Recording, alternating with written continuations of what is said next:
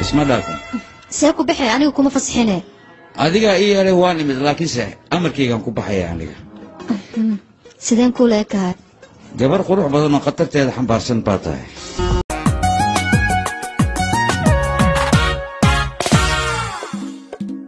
ijaku lama simi karo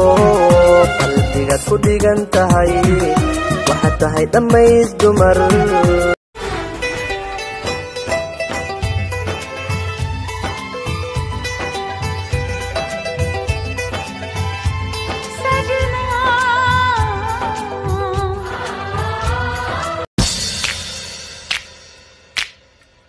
आज के लड़के I tell you कितने लल्लू what to do